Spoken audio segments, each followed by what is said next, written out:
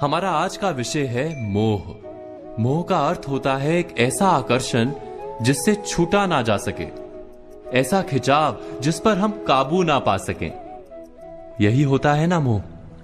विवश होकर हम खींचे चले जाते हैं। कुछ प्राप्त करने के लिए हम अपना सब कुछ दांव पर लगा देते हैं।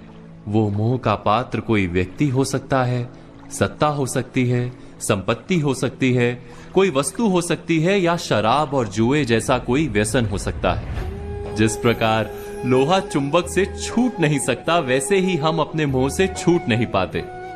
और हम मानते हैं कि मोह केवल हमारे प्रेम का गहरा रूप है।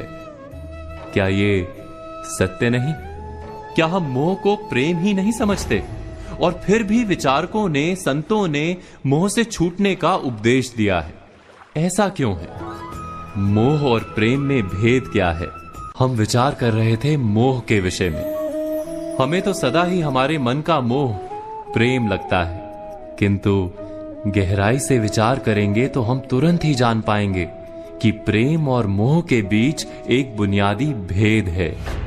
प्रेम होता है तब हम किसी के सुख की इच्छा करते हैं, जब मोह होता है तब हम किसी के सुख की कामना करते हैं। बस इतना सोचने पर प्रेम और मोह का भेद तुरंत ही समझ में आ जाता है। किसी व्यक्ति के प्रति जब हमारे मन में प्रेम होता है तब हम उसे सुख देने का प्रयास करते हैं। उसके प्रति मोह होता है तब हम उसके माध्यम से स्वयं सुख प्राप्त करने का प्रयत्न करते हैं। क्या ये सत्य नहीं? प्रेम के केंद्र में हम नहीं होते, मोह के केंद्र में केवल हम होते हैं। ये तो व्यक्ति की बात हुई, किंतु किसी वस्तु के प्रति प्रेम और मोह में क्या ऐसा ही भेद होता है? विचार कीजिए। यदि हमें सत्ता और पद के लिए प्रेम है तो हम क्या करेंगे? स्वयं अपने आप को उस सत्ता या पद के लिए योग्य बनाएंगे। किंतु यदि मोह है तो हम उसे प्राप्त करने के लिए किसी भी प्रकार का अनुचित कार्य करने को तैयार हो जाएंगे। संपत्ति के लिए प्रेम है तो हम मेहनत करेंगे, यदि मोह है तो चोरी करेंगे। क्या ये सत्य नहीं? हम विचार कर रहे थे मोह के विषय में। जिस वस्तु या व्यक्ति के लिए हमें मोह होता है, हमारे सारे सुख का आधार हम उसे ही मान लेते हैं।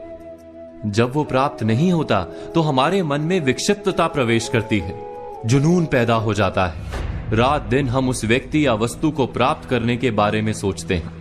उसे प्राप्त करने के लिए उचित अनुचित का विचार नहीं करते। यही कारण है कि मोह से भरा व्यक्ति स्वयं को और समाज को हानि पहुंचाता है।